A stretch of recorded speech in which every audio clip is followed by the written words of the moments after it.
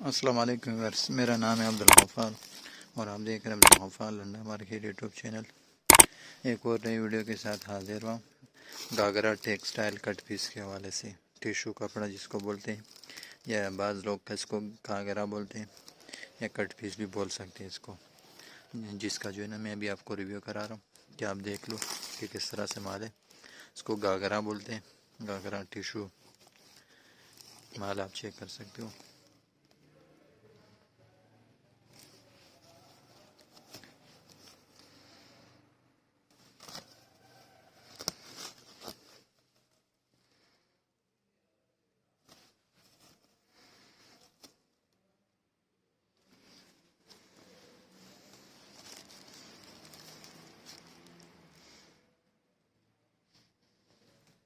माल आप चेक कर सकते हो।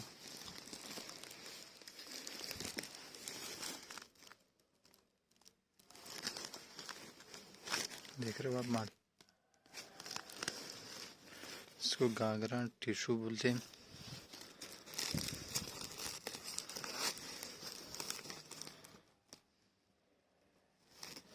ये कोरिया का जो है ना बंडल है, ये देख रहे हो आप, HW कंपनी का मार्का है इसका, और इसको घाघरा बोलते हैं,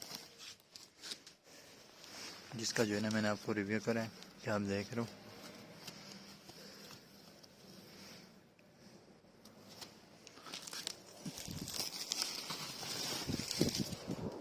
ये देख रहे हो।